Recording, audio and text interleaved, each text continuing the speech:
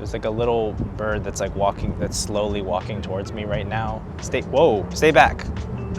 He doesn't care. Okay, if you're cool with it, that's fine. It's cold out here. Hello, welcome back. Thanks for coming back so soon. So I was in the park the other day and I came across some of the weirdest pine cones that I've ever seen. I'm not 100% sure that these are considered pine cones.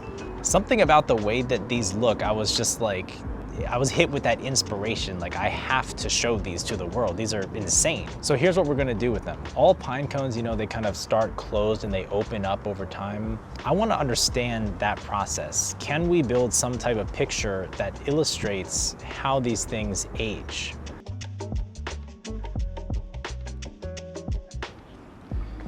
It would be awesome if we could just get a time lapse of one pine cone as it changes over time. But I'm thinking that could take months and it's not clear how you would set that up. Instead, why don't we collect a bunch of pine cones, each at a different age?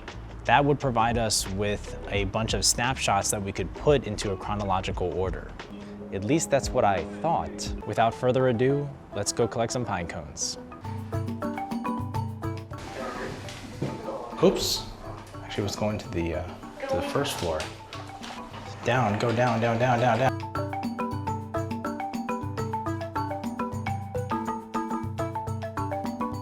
I used to work down this street.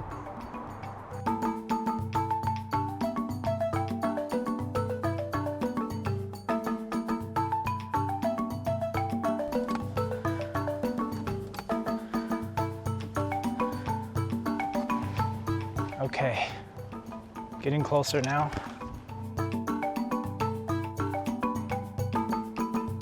Wow, look at that.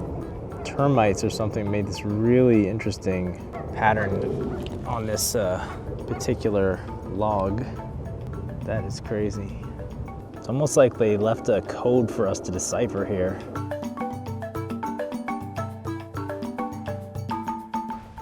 Okay, I think we're getting close to the spot now. Here we go.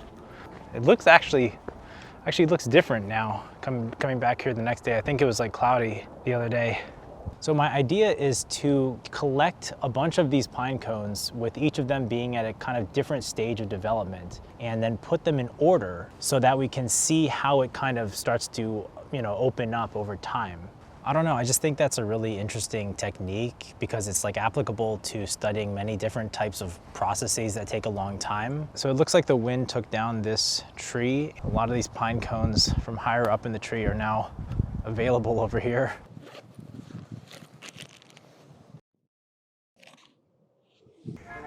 Oh, man, these are stuck on there. They are really stuck on there, honestly. These are really stuck on there. It's no wonder why these aren't falling off to the ground. This one is like a bouquet. I mean, this is like, I wonder if we can find one that's better than this. Like I'm always like, oh, there needs to be just one more. I need to get just one more, man. Look at all this powder. Look at all that pollen that comes off. Here's a nice small one that's like really, really fresh. Like this one's fresh. That one, that's gonna be number one. That's gonna be our baby. I found that the twist method is the best for getting those off. I had to go because I actually cut my hand.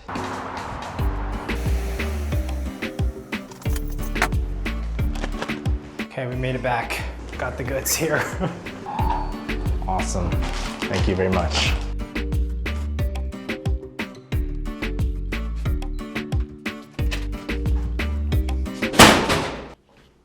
Loud. Okay, it's day 2. I've had a chance to look at these. We have some slight issues. My idea was that placing them in a chronological order would allow us to connect the dots between the young state and the old state. We know that they tend to open up over time, right? So ordering them by their openness is one valid way to place them on a timeline. The problem is that there's a second process going on at the same time. Lichen is growing on the surface. So there are 2 variables here that we can observe, the amount of openness and the amount of lichen coverage. And these 2 variables are correlated. When one is high, we expect the other to be high. When one is low, we expect the other to be low. What happens if we try to order them by lichen coverage instead? In some cases, that gets us a different permutation, different ordering. For example, I found some cones that were covered in lichen. They looked like they could be super old, but they were relatively closed.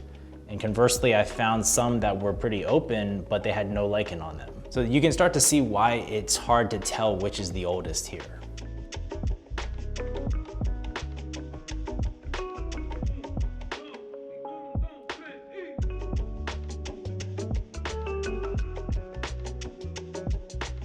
What we found here was not this like smooth transition from young into old. There's actually a much wider variety of states. Each cone has its own little life story that's unfolding.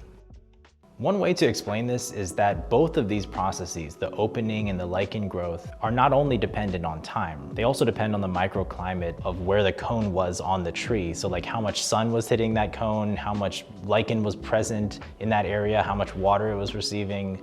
All of these factors can affect how quickly it opens and how fast that lichen grows.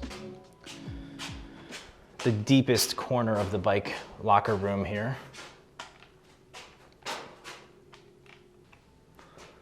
Yep, I keep about 150 bikes in my basement. I gotta look at my notes for this. I didn't know what to expect going and collecting these. You guys are learning this at the same time as me, but I think that the lesson that we learned here is really powerful and really makes so much sense. When you do these type of experiments, you almost always find that nature is way more complex than you could have even imagined. So I'll leave you with that. Thanks so much for checking in again. Good luck out there. Hope to see you next time. Peace. Check out all the junk down in this area that they left. This is where they keep the things that are used for repairing the apartment. Look at all that. I mean, this is a mess. Someone's got to take care of this. This can't be, this is just not professional. All the old cabinet doors you could possibly want right here.